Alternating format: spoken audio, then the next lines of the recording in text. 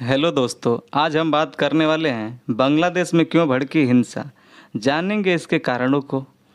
हिंसा किसी भी समस्या का समाधान नहीं हो सकता। किसी भी देश को आगे बढ़ने तथा विकास के लिए शांति व्यवस्था का होना बेहद जरूरी है, लेकिन विश्व के अधिकांश लोकतांत्रिक देशों में धर्म, जात पात, ऊंच नीच, अलगाववाद, आरक्षण, वोट बैंक की राजनीति के कारण हिंसा देखने को मिलती है। उदाहरण के लिए इजराइल और हमास युद्ध, रूस यूक्रेन युद्ध, सीरियाई गृह युद्ध। चलिए इससे जुड़ा हुआ क्या है मामला देखते हैं। बांग्लादेश में सरकारी नौकरियों में आरक्षण में अनियमितताओं के खिलाफ हजारों छात्र सड़क पर उतर आए। आपको बता दें आरक्षण क्या है। समाज में हाशिया पर मौजूद वर्गों में समानता लाने तथा सामाजिक अन्याय से बचने के लिए आरक्षण जरूरी होता है, जो कि शैक्षणिक संस्थानों तथा सरकारी नौकरियों में दिया जाता है। उदाहरण के लिए एक माता पिता के अगर 4 पुत्र हैं, अगर उनमें से 3 पुत्र स्वस्थ और शारीरिक रूप से सक्षम हैं कि जो रोजगार कर कर कमा सकते हैं, जबकि चौथा पुत्र अगर विकलांग है, तो माता पिता का यह कर्तव्य बनता है कि उस चौथे पुत्र को थोड़ी सी अपनी संपत्ति या फिर उससे ज़्यादा प्यार दें। ऐसे ही गवर्नमेंट के लिए सारी जनता उसके एक पुत्र के समान होती है। अगर कोई उसके विकलांग होता है, यानी विकलांग का यहाँ पे मतलब गरीब होता है या फिर पिछड़ा होता है, तो उसे सरकारी नौकरियों तथा शैक्षणिक संस्थानों में आरक्षण दिया जाता है, जिससे कि समाज में समानता बनी रहे तथा जिससे हिंसा, अलगाववाद, चोरी, डकैती, इन सब मामलों को से निपटा जा सके। क्योंकि किसी भी समाज में अगर समानता और शिक्षा नहीं रहेगी तो वहाँ पे हिंसा, अलगाववाद और चोरी डकैती होना आम बात है।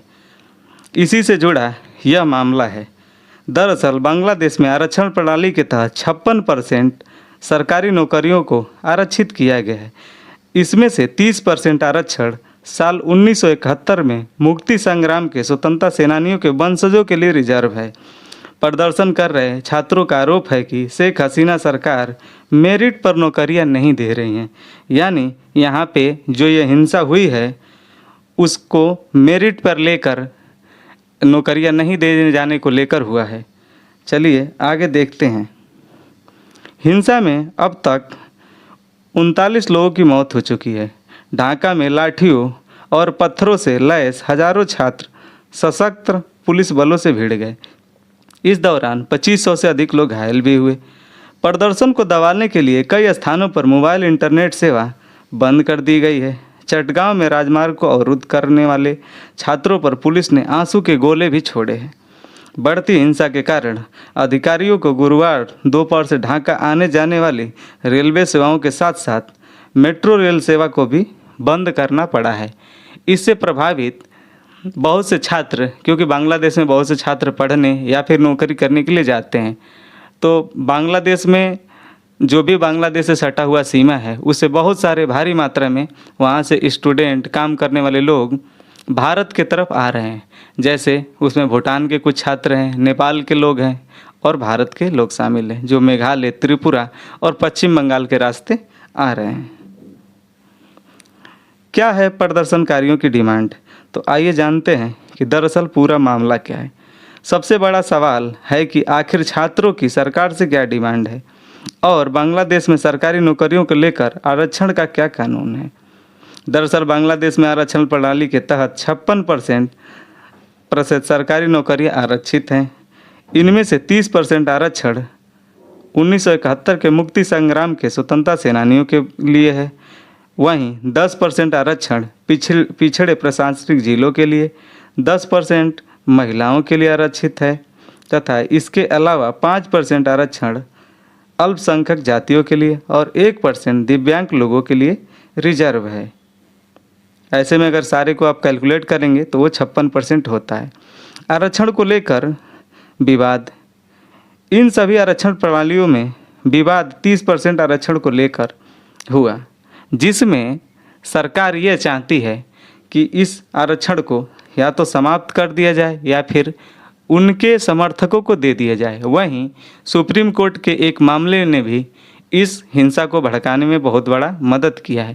पिछली रविवार वहाँ के सुप्रीम कोर्ट द्वारा यह आदेश आया कि 97% नौकरियाँ योग्यता के आधार पर दी जाएगी, जबकि 7% आरक्षण वहाँ की मुक्ति स्वतंत्रता संग्राम के सेनानियों के वंशजों को जाएगा।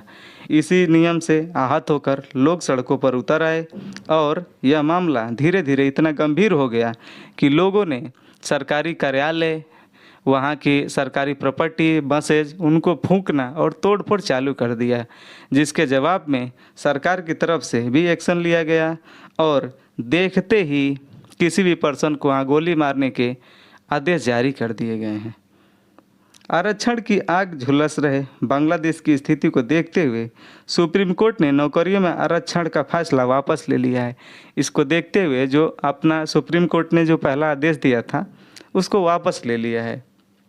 बांग्लादेश की शीर्ष अदालत ने रविवार को यह फैसला सुनाया था, जैसा कि मैं आपको बता चुका हूं पहले ही। इसकी वजह से देश भर में अशांति फैल गई और कई लोगों की जान जाने की खबरें सामने आईं। सुप्रीम कोर्ट ने अपने फैसले में, जैसा कि मैंने बता दिया, कि 93% आपका नौकरी या योग्यता के आधार पर, जबकि 7% बांग्लादेश स्वतंत्रता सेनानियों के वंशजों को दे दिया गया है, जो कि उनके लिए पहले यह 30% था। सरकार ने पुलिस को उपद्रवियों को देखते ही गोली मारने का आदेश दे दिया है। तो ये तो मैं अपने को पहले ही बता चुका हूँ। शेख हसीना सरकार ने 2018 में हुए विरोध प्रदर्शन के बाद आरक्षण व्यवस्था को ख़त्म करने का निर्देश पहले ही दे चुकी हैं। उसके बाद से यह मामला आया और यह घटना इतना आगे बढ़ा। दोस्तों, थैंक यू फॉर वाचिंग। दोस्तों, चैनल को लाइक, शेयर और सब्सक्राइब करना न भूलें।